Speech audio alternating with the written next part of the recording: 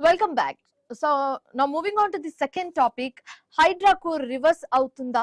జమ్మి బతుకమ్మ కుంట విషయంలో లెక్కలు తప్పాయా? సుప్రీం కోర్టులో ఎందుకు చుక్కెదురైంది? అధికారులు సరైన సమాచారం కోర్టుకు ఇవ్వలేదా?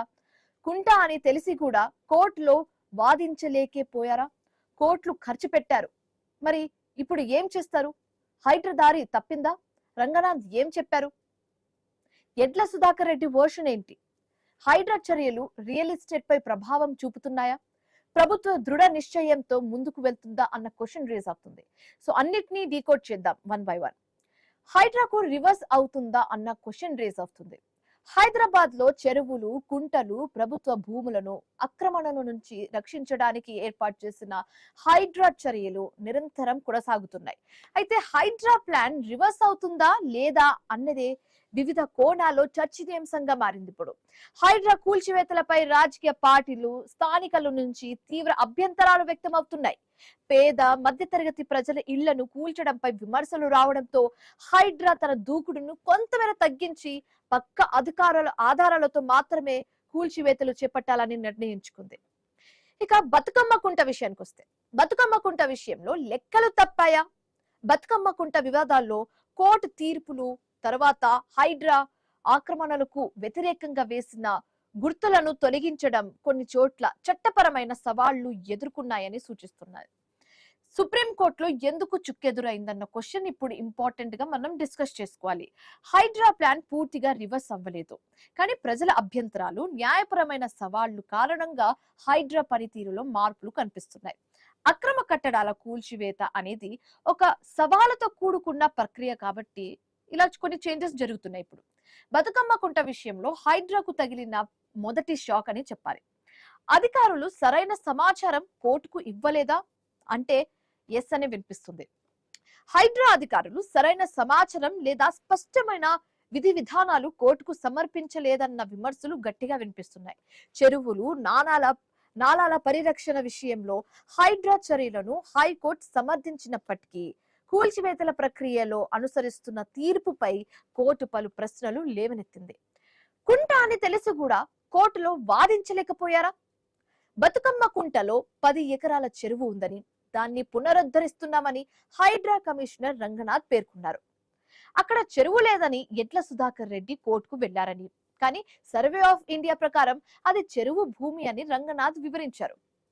కోర్టు పరిధిలో ఉన్న అంశంపై స్టేటస్ కోసం ఉన్నా కూడా ప్రజాధనాన్ని వెచ్చించి పనులు చేపట్టడం, సరైన న్యాయ పోరాటం చేయకపోవడం హైడ్రా లోపంగా స్థానికులు, కొందరు రాజకీయ నేతలు విమర్శిస్తున్నారు.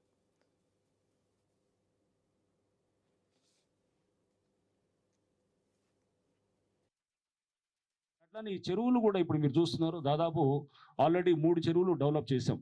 ఏది మనకి బతుకమ్మ కుంట, నెక్స్ట్ బుమురుకు దౌలా, అండ్ నెక్స్ట్ మన కూకట్పల్లి నల్ల చెరువు. ఇంకా 3 చెరువులు తయారవుతున్నాయి. ఏది సున్నం చెరువు, ఉప్పల్ నల్ల చెరువు అండ్ తమ్మిడికుంట, ఇది ఎన్ కన్వెన్షన్ వెనకాల ఉన్నటువంటి తమ్మిడికుంట. ఈ 3 తయారవుతుంది.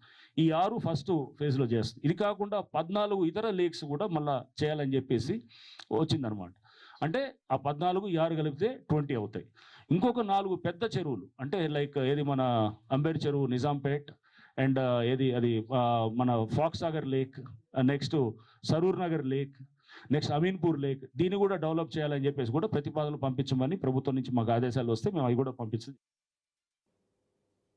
సో కోర్టులు ఖర్చు పెట్టారు, మరి ఇప్పుడు ఏం చేస్తారు అంటే మాత్రం కోర్టు చెప్పే తీర్పు ఆధారంగానే తదుపరి చర్యలు ఉంటాయని చెప్తున్నారు. ఎందుకంటే అక్కడ చెరువు ఉందని పక్క ఆధారాలతో చూపించే ప్రయత్నం జరుగుతోంది. ఇప్పుడు కొంతమంది అక్రమార్కులు ప్రభుత్వ స్థలాలను కాజేసేందుకు ఎందుకైనా తెగిస్తున్నారంటూ కాంగ్రెస్ సీనియర్ నేత విహెచ్ చెప్పారు.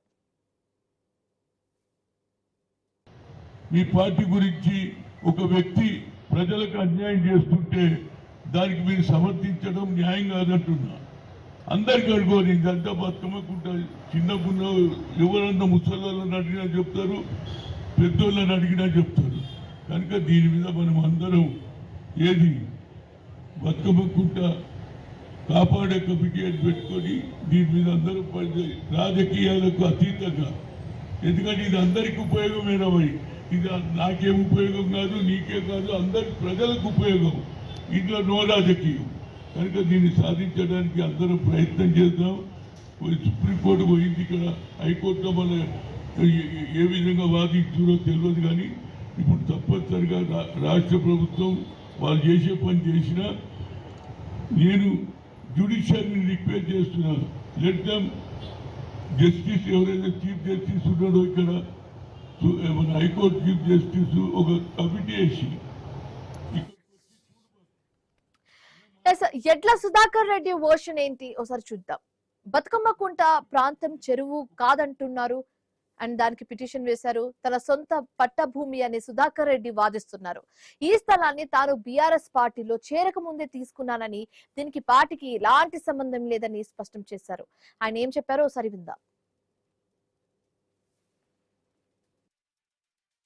దాన్ని కూడా మేము మొత్తము హైకోర్టులో సబ్మిట్ చేయడం జరిగింది. దానిపైన హైకోర్టు మొన్న 17 మార్చికు ఆర్డర్స్ ఇష్యూ చేసింది. దాంట్లో రంగనాథ్ గారు, హైడ్రా కమిషనర్ రంగనాథ్ గారు కంటెంప్ట్ చేసినారు అనేసి డిక్లేర్ చేసి జడ్జిమెంట్ ఇచ్చినారు. ఎస్, ఆయన కంటెంప్ట్ చేసినారు కనుక ల్యాండ్ని పర్జింగ్ చేయాలి, మొత్తం యాజ్ ఇట్ ఈస్ ఎప్పుడైతే స్టేటస్ కో 12 తారీఖు నాడు ఇచ్చినామో దానికి వాపస్ తీసుకురావాలి, ఉన్నవారి అన్ని తీసేసేయాలి. ప్లస్ ఎక్కడ కూడా హైడ్రా అన్న వాళ్ళు కనపడకూడదు. ఏవో స్ట్రక్చర్స్ ఏవైతే మేము ఫొటోస్ అన్ని పెట్టినాం, స్ట్రక్చర్స్ ఏవైతే వాళ్ళు పని చేసినారో స్టేటస్ కో తర్వాత మొత్తం కూడా తీసేసి యాజ్ ఇట్ ఈస్ ఆ స్టేజ్కి తీసుకురావాలనేసి మనం ఆర్డర్స్ ఇవ్వడం జరిగింది. రైట్ గా ఇదే అంశానికి సంబంధించి మాట్లాడడానికి మనతో పాటు జాయిన్ అయ్యారు ఎడ్ల సుధాకర్ రెడ్డి బీఆర్ఎస్ నాయకులు అండ్ అలాగే శ్రీనివాసరావు గారు కాంగ్రెస్ నాయకులు. వాళ్ళిద్దరితో మాట్లాడే ప్రయత్నం అయితే చేద్దాం. నమస్తే అండి. ముందుగా సుధాకర్ రెడ్డి గారు మీరు చెప్పండి, మీతో ఈ అంశం గురించి చర్చించే ముందు ఫస్ట్ మీ వర్షన్ ఏంటో విందామండి. మీ వర్షన్ ఏంటో చెప్పండి షార్ట్ వేలో. వర్షన్ అంటే దేని గురించి? అంటే మీరు ఏమంటున్నారు అక్కడ చెప్పండి. ఇప్పుడు ఆల్రెడీ మీరు ఒక వీడియో ప్లే చేశారు. అవును, అది మా వ్యూవర్స్ కి ఇన్ డీటెయిల్ గా మీరు చెప్పండి అసలు ఏంటి ప్రాబ్లం అనేది.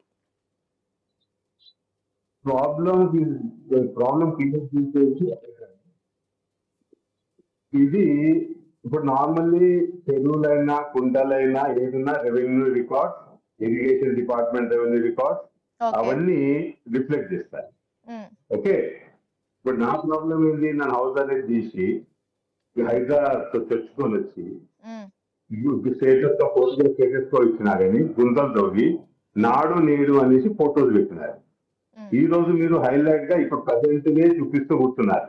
ఇది మన ట్రయల్ కోర్ట్ లో సూట్ వేసినాక స్టేటస్ తో వచ్చినాక దట్ చేసిన ల్యాండ్ నాడు అనేది మీరు కూడా అలాగే ప్రొజెక్ట్ చేస్తుండ్రో అది కూడా ప్రొజెక్ట్ చేసి ముందు పెట్టుకోండి. ఇప్పుడు ఆ ల్యాండ్ వచ్చి ఏదైతే హైదరాబాద్ వచ్చి నన్ను హౌస్ అరెస్ట్ చేసి వచ్చిందో ఎప్పుడైతే నేను షూట్ చేసినానో దాంట్లో కౌంటర్ వేసినాను. కౌంటర్లు కూడా ఎక్కడ కూడా నేను తవ్వుతున్నామని డినై చేసినాను. వాళ్ళు ఏమన్నారంటే అక్కడ బుషెస్ ఉండే, బుషెస్ కలిపి క్లియర్ చేస్తున్నాము ఎందుకంటే అక్కడ ఫోర్స్ స్పెయిన్ వస్తుందని. That was the counter. Later on ఎప్పుడైతే నాకు అడ్మినిస్ట్రేటివ్ ఇప్పుడు స్టేట్మెంట్ ఇమీడియట్ నేను ఒరిజినల్ షూట్ వేసినప్పుడు ఇంటరింగ్ ఐఏ వేసినాను ఫర్ ఇంటరింగ్ ప్రొటెక్షన్ ఇంజెక్షన్ కోసం. ఆ ఇంటరింగ్ ఇంజెక్షన్ యాడ్ ఇంటరింగ్ ఇవ్వమని కోర్టు వెళ్తే వాళ్ళు ఎందుకంటే కేవీఎస్ పైన ఉంది, హైదరాబాద్ కేవీఎస్ పైన ఉండేది. కేవీఎస్ పైన ఉన్నారు కనుక నాకు యాడ్ ఇంటరింగ్ ఇవ్వలేదు. వాళ్ళందరూ నోటీస్ వాళ్ళని డిలే చేస్తా ఉంటే మేము కోర్టుకి వెళ్ళాం. హైకోర్టు సిఆర్పిలో వెళ్తే యాడ్ ఇంటరింగ్ ఇస్తలేదని చెప్తే హైకోర్టు ఇమీడియట్ 17 ఫిబ్రవరి రోజు మాకు యాడ్ ఇంటరింగ్ స్టేటస్ ఇచ్చి లోవర్ కోర్ట్ ని తొందరగా డిస్పోజ్ చేయమని చెప్తే అప్పటిదాకా స్టేటస్ కో ఉంటుందని చెప్పినారు. సో మాకు ఏప్రిల్ 25 వరకు స్టేటస్ కో ఉండేది. ఆ టైంలో వీళ్ళు ఏం చేసినారు, 17 ఫిబ్రవరికి ఎప్పుడైతే స్టేటస్ కో ఇచ్చినారో సబ్సిక్వెంట్లీ వాళ్ళు ఆఫ్టర్ థాట్ చేసి they are converted entire story వాళ్ళకి అడ్మినిస్ట్రేషన్ శాంక్షన్ తీసుకున్నారు. దీన్ని తోవేసి కుంట కింద చేసుకుంటానికి అడ్మినిస్ట్రేషన్ శాంక్షన్ చేసుకున్నారు. అది కోర్టులో ప్రొడ్యూస్ చేసినారు. సో ఈ లోపల దాన్ని మా 3 నెలలు ఏం చేసినారంటే ఇంటరీమ్ ప్రేయర్ వెళ్తుంది, ఇంటరీమ్ ఇంజెక్షన్ ఒరిజినల్ సూట్ ఇక ట్రయల్ స్టార్ట్ కాలేకుండేది, దాన్ని డిస్మిస్ చేసినారు కోర్టు. నా రైట్స్ ప్రకారం ఇంకా సీఎం చేసినాను. అది ఎప్పుడు 22 మేకు 22 ఏప్రిల్ 2025 లో డిస్మిస్ చేస్తే నాకు సీఎం వేస్తే సీఎంఏలో నాకు 7th నాడు 7th మేకి ఇమీడియట్ నాకు స్టేటస్ కో ప్రొటెక్షన్ ఇచ్చేసినారు. ప్రొటెక్షన్ ఇస్తే వాళ్ళు ఏమడిగినారంటే అదే అతను సబ్సిక్వెంట్ గా స్టేటస్ కో వేకేట్ పిటిషన్ వేయకుండా 25th రోజు 28th ఆఫ్ మే అది వెకేషన్ పీరియడ్ అయితే వాళ్ళు ఏమన్నారంటే కొద్దిగా మా మోడిఫికేషన్ కావాలండి, 3 మాన్సూన్ వస్తా ఉంది, పక్కకి ఇల్లు ఉన్నాయి కదా, పక్క ఇళ్ళలో నీళ్లు ఇండియన్ కాకుండా మాకు కొద్దిగా లైట్ మా మోడిఫికేషన్ చేయండి అని అడిగాను. దానికి మేము కూడా దానికి ఏమి మేము అబ్జెక్ట్ చేయలేదు, ఎందుకంటే పక్క ఇంట్లోకి ఇన్వెంటేషన్ కాకపోతే మా ప్రాపర్టీకి సంబంధం అని చెప్పి మేము కూడా పెద్ద దానికి అపోజ్ చేయకపోతే ఆ కొద్ది మోడిఫికేషన్ ఇచ్చినారు. 10th వరకు పక్కకు ఇల్లు ఇండియన్ కాకుండా మీరు స్టెప్స్ తీసుకోండి. తర్వాత ఎప్పుడైతే వెకేషన్ అయిపోయిందో 10th 12th నాడు కోర్టు నాడు ఏమన్నదంటే కోర్టు గవర్నమెంట్ ఏమన్నదంటే మీరు ఖాళీ 25th మేము ఓన్లీ పక్కిందే చేస్తాను, దాంట్లో సబ్జెక్ట్ ప్రాపర్టీకి ఏం హాని కాదు, మేము దీని ఇంట్రెస్ట్ అప్పలేట్ అయితే నేను నన్ను నా ఇంట్రెస్ట్ ని హాని కలగకుంటే చూస్తామని చెప్పినారు. చెప్తే కోర్టు అదే అండర్టేకింగ్ కింద కన్సిడర్ చేసి పక్కింది ఇండియన్ కాకుండా చేయండి సబ్జెక్టు సిఎంఎల్ ప్రాపర్టీ. ఎందుకంటే మేము ఆ రోజు మేము ఇంకో ఐఎం చేసినాం, కమిషనర్ అపాయింట్ చేసి నా ల్యాండ్ పొజిషన్ ఏముందో మొత్తం దాన్ని రికార్డ్ చేసి కోర్టుకి సబ్మిట్ చేస్తాం. కానీ ఒక ఐఎంఓ చేస్తే కోర్టు ఏమన్నదంటే since they are doing undertaking, వాళ్ళు మీరు ల్యాండ్ మొత్తము ఇంట్రెస్ట్ కట్ చేయడం కనుక అది ఇప్పుడు అవసరం లేదు అనేసి కోర్టు ఇంటర్వ్యూ ఏమి ఇచ్చిందంటే పక్క కాలేదు ఇండియన్ కాకుండా వీరి ఇంట్రెస్ట్ కాపాడేటట్టు ఏమి ఇంటర్ఫియర్ కాకుండా చేసుకోండి అని చెప్పి దాన్ని మీరు ఏం చేశాను ఇమీడియట్ నాగాలాండ్ లో ట్యాంక్ తవ్వడం స్టార్ట్ చేసినారు. చేసి ఇన్ఫ్రాస్ట్రక్చర్ అంతా ఇప్పుడు ఏదైతే ఫోటోలు పెడుతున్నారో అంతా క్లియర్ చేసిన పోస్ట్ 12/6/2025 దానికి ఏం చేసినాం ఇమీడియట్ మేము కంటెంప్ట్ కేసు వేసినాం. ఆ కంటెంప్ట్ కేసు మొన్న 17th మార్చ్ కి దాన్ని డిస్పోజ్ చేసి రంగనాథ్ గారు కంటెంప్ట్ చేసినారు. కనుక వాపస్ ఎప్పుడైతే 12/6 ఉందో ఆ పొజిషన్ తీసుకురావాలి, ఎక్కడ కూడా హైదరాబాద్ ఆనవాళ్ళు లేకుండా పబ్లిక్ ప్లేస్ ఆనవాళ్ళు లేకుండా చేయాలని అన్నారు. Okay, this is one of the aspect with respect to contempt. ఆ కంటెంప్ట్ ఆర్డర్ ఇవ్వండి 27 చేసినారు. ఇక్కడ ఒక చిన్న డౌట్, కుంటా అని తెలిసి కూడా కోర్టులో రంగనాథ్ ఎందుకు వాదించలేకపోయారన్న క్వశ్చన్ రేస్ అవుతుంది ఇప్పుడు. అంటే ఆయనకు అన్ని లిమిటేషన్స్ తెలుసు.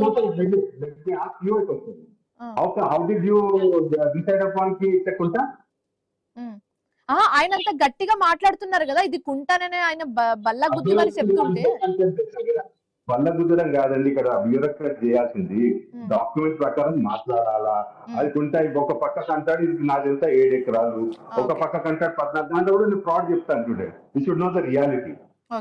You cannot simply somebody say Ranganath is not a God. He is an IPS, convert IPS, and he has certain norms which he has to follow. All India service rules he has to follow, which is not following. That's నేను అక్కడ కూడా వస్తాను. అతను ఏం చేసినాడు, ఎప్పుడైతే హనుమంతరావు ప్రభుత్వం కాంగ్రెస్ ప్రభుత్వం వచ్చిందో ఈ హనుమంతరావు గారిని ఇంప్రెస్ చేయడానికి రేవంత్ రెడ్డి గారు నీకు నువ్వు అన్నట్టు ఇక నాకు ఉన్నది నాది ఒకటే వికెట్ ప్లేస్, నీకంతా కబ్జాలు ఉన్నాయి ఆల్రెడీ కట్టేసినారు.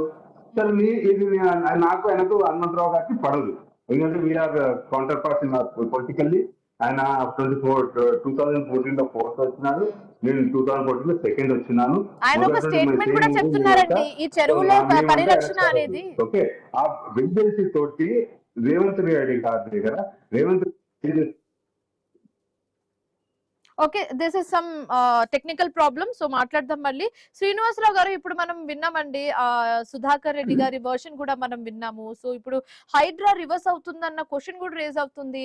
మళ్ళీ హైడ్రా కొన్ని చర్యలు కూడా తగ్గించేస్తోంది, భయపడుతుందన్న ఒక క్వశ్చన్ రేజ్ అవుతుందండి. సో దీని గురించి మీరు ఏం చెప్పాలనుకుంటున్నారు? మీకు మాతో పాటు ప్యానెల్లో ఉన్న పెద్దలకు అదేవిధంగా ఐటీ వీక్షకులకు అందరూ కూడా శుభ సాయంత్రం. హైడ్రా యొక్క ముఖ్య ఉద్దేశం అందరికి తెలిసిందే, నగరంలో ఉన్నటువంటి చెరువులను కుంటలను పరిరక్షించడం, పర్యావరణాన్ని రక్షించడం కోసం ఏర్పాటు చేయబడ్డ సంస్థ. దాంట్లో అన్యాక్రాంతమవుతున్నటువంటి చెరువులు కుంటలు ప్రభుత్వ భూములు పరిరక్షించడం కోసం చర్యలు చేపడుతూ వస్తున్నారు. పర్టికులర్ గా మనం బతుకమ్మ కుంట గురించి మాట్లాడుతున్నాం కాబట్టి బతుకమ్మ కుంట పేరులోనే ఉంది బతుకమ్మ కుంట. ఇది కుంట అన్నది అందరికీ తెలిసినటువంటి విషయం. దాంట్లో లీగల్ కాంప్లికేషన్స్ ఇప్పటి నుంచి కాదు 40 సంవత్సరాల నుంచి నడుస్తూ ఉన్నాయి. హైకోర్టులో నడుస్తున్నాయి, కొన్ని కేసులు సుప్రీంకోర్టులో నడుస్తున్నాయి, అనేకమైన చుట్టుపక్కల ఉన్నటువంటి ఆ భూముల మీద అనేకమైన వివాదాలు ఉన్నాయి. దాంట్లో one of the part Sudhakar Reddy గారు ఇంతకుముందు వివరించినటువంటి వివరం. వారు చెప్పిన దాంట్లో క్లియర్ గా స్పష్టంగా చెప్పిండ్రు, ఆల్రెడీ స్టేటస్ కో ఉన్నటువంటి ల్యాండ్ లో కొంచెం గవర్నమెంట్ పర్మిషన్ తీసుకొని చుట్టూ బౌండరీస్ వేస్తామని చెప్పి చెరువు తవ్విండ్రు. కాబట్టి ఇది కోర్టు ధిక్కారం కిందికి వస్తుంది. కాబట్టి వాళ్ళు కంటెంప్ట్ వేసినప్పుడు కంటెంప్ట్ పిటిషన్ లో వాళ్ళు కోర్టు ఇచ్చిన ఆర్డర్ ఏంటంటే కోర్టు ధిక్కారం, అంటే కోర్టు స్టేటస్ కో ఉండగా మీరు ఈ విధంగా చేసిండ్రు అన్నటువంటి మీరు ఎస్టాబ్లిష్ చేయగలిగినారు కాబట్టి మళ్ళీ దాన్ని రీస్టోర్ చేయండి, ఇదివరకు ఉన్నటువంటి పరిస్థితిలో చేయండి అని చెప్పి కోర్టు ఇస్తుంది. ఎందుకంటే కోర్టు ఆల్రెడీ స్టేటస్ కోలో ఉన్నటువంటి దాన్ని చేసిండ్రు. బట్ వాళ్ళు అడిగినటువంటి డీవియేషన్ ఏమో సరౌండింగ్స్ ల్యాండ్స్ కోసం అడిగినారు. ఇక్కడ కోర్టు చెప్పింది చేసిన దాంట్లో తేడా ఉందన్న దాని మీద వచ్చినటువంటి లీగల్ కాంప్లికేషన్, ఇది ఒక అంశం. ఇది వారంతా స్పష్టంగా చెప్పారు. లీగల్ గా ఉన్నదాన్ని మనం కాదనలేము. దాంట్లో ఏది కోర్టు ఏది చెప్పినా కోర్టు ఇస్తే ఫైనల్. ఇటు రెవెన్యూ అంశాలకు వచ్చిన బతుకమ్మ కుంట అందరికీ తెలిసిన విషయం. దాంట్లో అక్యురేట్ గా ఈ పూర్వకాలంలో కుంటలు పూర్తిగా ప్రభుత్వ ఆధీనంలో ఉన్నటువంటి కుంటలు, చెరువులు ఉన్నాయి. చికం పట్టాలని ఉండేటివి, అంటే వ్యక్తిగత యాజమాన్యంలో ఉన్నటువంటి కుంటలు పట్టాలు కూడా ఉండేటివి. దానికి సంబంధించి నేచర్ అయినటువంటి దానిని ఒక 30-40 years గా బతుకమ్మ కుంట మీద సరౌండింగ్స్ ఉన్నటువంటి ల్యాండ్స్ లో అనేకమైన కేసులు జరుగుతున్నాయి. జరుగుతున్న కాలక్రమంలోనే కాలనీలు కూడా అయిపోయినాయి, ఇండ్లు కూడా అయిపోయినాయి, పక్క లేఅవుట్లు కూడా వచ్చినాయి. అని దాంట్లో కొన్ని క్లియర్ అయినాయి, కొన్ని క్లియర్ కాలేదు. అనేకమైనటువంటి కేసులు ఉన్నాయి దాంట్లో. ఇది దాంట్లో ఒక అంశం. పర్టికులర్ కు సంబంధించిన కుంటకు సంబంధించినటువంటి అంశం. దాంట్లో పేపర్లు సరిగ్గా సబ్మిట్ చేసిందా లేదా అంటే అది ఇవాడికి వాళ్ళు ఏర్పడినటువంటిది కాదు. కాంగ్రెస్ ప్రభుత్వం రాకముందు, బీఆర్ఎస్ ప్రభుత్వం రాకముందు, అంతకుముందు కాంగ్రెస్ ప్రభుత్వం ఉన్నప్పుడు తెలుగుదేశం అనేక సంవత్సరాలుగా కోర్టులో జరుగుతున్నటువంటి పరిణామ క్రమం. దానికి పూర్తిగా ఇన్ఫర్మేషన్ లేకుండా మనం ఏదో ఆడ్ హ్యాండెడ్ గా ఇది ఇట్లా అది అట్లా అని చెప్పడానికి లేదు. దాంట్లో ఏదో కొంత కమ్యూనికేషన్ ల్యాబ్స్ ఉన్నది. కమ్యూనికేషన్ ల్యాబ్స్ ఉండడం వల్ల అక్కడ కోర్టుకు వాళ్ళ ముందున్నటువంటి ఆధారాలే ముఖ్యం కాబట్టి ఆధారాలకు అనుగుణంగా కోర్టు ధిక్కారం అంటే కంటెంప్ట్ వేసినప్పుడు వచ్చినటువంటి ఆర్డర్. ఇప్పుడు హైడ్రా అనేది హైడ్రా ఇప్పుడు స్లో డౌన్ అయిందని చెప్తున్నారండి. కావాల్సిన క్లారిఫికేషన్స్, కావాల్సినటువంటి రికార్డును కోర్టుకు సబ్మిట్ చేసి ఫర్దర్ గా దానికి కావాల్సినటువంటి సరి అయినటువంటి ఆర్డర్స్ తీసుకునే ప్రయత్నం ప్రభుత్వం ఖచ్చితంగా చేస్తుంది. దాంట్లో ఏమైనా పొరపాటు జరిగి ఉంటే, ఒకవేళ కనుక వ్యక్తిగత ప్రాపర్టీల గిట్ట ఎవరికి కూడా అవి ఎంట్రీ పొరపాటు జరిగి ఉంటుంది, వెనక్కి తీసుకుంటుంది. బట్ కాకపోతే ఏంటంటే దాన్ని పక్కాగా బతుకమ్మ కుంట అని మనం అందరం మాట్లాడుకుంటున్నాం. అంటే అర్థమైంది ఉంటనే కదా. అది ప్రభుత్వము సికం పట్టా అయినా ప్రభుత్వ పట్టా అయినా కూడా ఆ భూమిని వేరే వేరే అవసరాలకు వాడడానికి సుధాకర్ రెడ్డి గారు చెప్పిన వర్షన్ మీరు నేచర్ ఆఫ్ ల్యాండ్ శ్రీనివాసరావు గారు మీ వర్షన్ మీరు చెప్పారు శ్రీనివాసరావు గారు. ఇప్పుడు నా డౌట్ ఏంటంటే సుధాకర్ రెడ్డి చెప్పిన ఆ వర్షన్ ఏదైతే ఉందో దాన్ని మీరు అగ్రి అవుతారా? అక్కడ చెరువులు లేవు అని ఆయన చెప్తున్నారు. దాని గురించి ఏం చెప్తారు మీరు? చెరువు కుంట అనేది ఉన్నది రికార్డ్స్ లో, ఇరిగేషన్ ఉన్నటువంటి రికార్డ్స్, పూర్వకాలంలో ఉన్నటువంటి రికార్డ్స్. ఎందుకంటే నిజాం టైంలో పక్కా రికార్డ్స్ ఉంటాయి. ఏమి కూడా నిజాం కాలంలో ఉన్నటువంటి రికార్డ్స్ పక్కా రికార్డ్స్ ఉన్నాయి. మన తెలంగాణ ఓఫస్లా అని ఉంటుంది. ఓఫస్లాలో ఆ తర్వాత ఉన్నటువంటి రికార్డ్స్ లో పైసలు పట్టి ఓఫస్లా అన్నిట్లలో ఏమున్నది, కొన్ని రికార్డ్స్ ధ్వంసమై ఉన్నాయి చాలా ప్రాంతాల్లో. మరి దాంట్లో ల్యాబ్స్ ఆఫ్ అక్కడ ఏమున్నది అనేది కోర్టులో మనకి ఎగ్జాక్ట్ గా తెలియదు. బట్ కాకపోతే బతుకమ్మ కుంట వివాదం అనేది ఒక 40 సంవత్సరాలుగా నానుతుంది అన్న విషయం ప్రజలందరికీ తెలిసిన విషయం. పూర్తి మీడియా వాళ్ళకు కూడా అందరికి కూడా చూస్తే కుంట అన్నది అయితే అన్ని రికార్డ్స్ లో ఉన్నది. బట్ కాకపోతే అది ఏ నేచర్ లో ఉన్నది, ఏ విధంగా ఉన్నది అన్న అంశాలు కోర్టులో మనం ఎస్టాబ్లిష్ చేయాల్సిన అవసరం. సో శ్రీనివాసరావు గారు అన్ని కోట్లు ఖర్చు పెట్టి ఆ కుంటని కానివచ్చు, చెరువుని కానివచ్చు, వాటిని బ్యూటిఫికేషన్ చేయడం అనేది జరిగింది. ఇప్పుడు రీస్టోర్ చేయమంటే ఆ ప్రజాధనం అనేది వృధా అయినట్లే కదండి. అంటే ముందుగానే ఉంటదండి. దానికి ఒకటి అప్పీల్ ఉంటది. మళ్ళా గవర్నమెంట్ అప్పీల్ చేస్తుంది, కొంత సమయం అడుగుతుంది రికార్డ్ సబ్మిట్ చేయడానికి. మళ్ళీ వేరే పిటిషన్ వేస్తారు. ఇమీడియట్ గా రీస్టోర్ చేసి దాన్ని ధ్వంసం చేయడం అంటూ ఉండదండి.